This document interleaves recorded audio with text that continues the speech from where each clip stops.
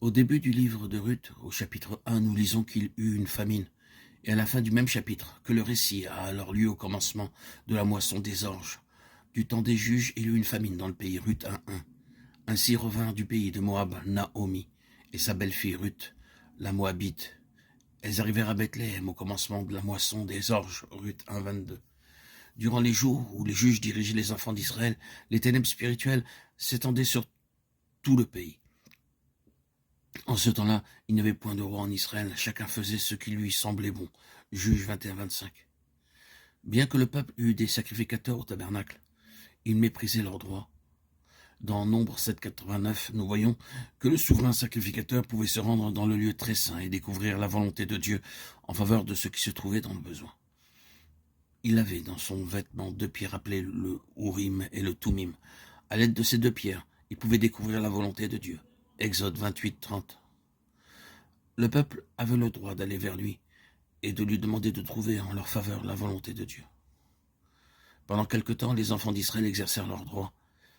Mais après être rentrés dans la terre fertile et riche de Canaan, ils négligèrent complètement de faire ce que Dieu leur avait commandé et agir selon leurs désirs. Ils étaient gouvernés par leurs propres pensées et leur imagination. En ces jours, nous trouvons aussi des gens ignorés et méprisés la parole de Dieu lorsqu'ils deviennent prospères.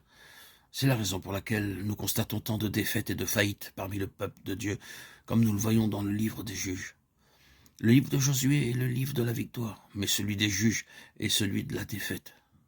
Quand Dieu envoya la famine dans leur pays, Naomi et son mari quittèrent l'endroit et s'en allèrent en Moab, sans avoir consulté Dieu.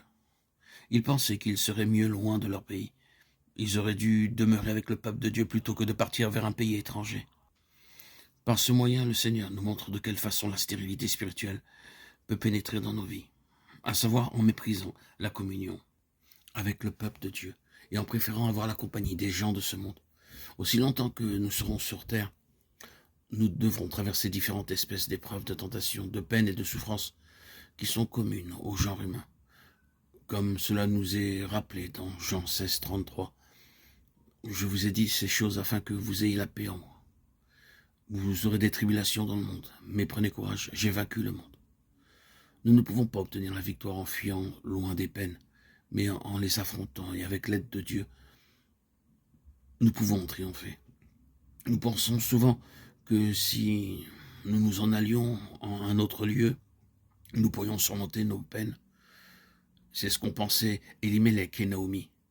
Il existe beaucoup de croyants comme eux. Ils désirent plus d'argent et d'avantages, et s'en vont donc chercher la compagnie des gens de ce monde.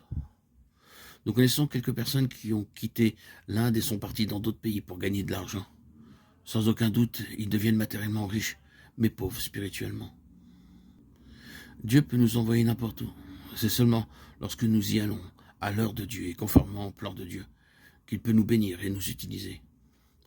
Mais si nous sommes gouvernés par nos intérêts matériels, nous devenons spirituellement pauvres.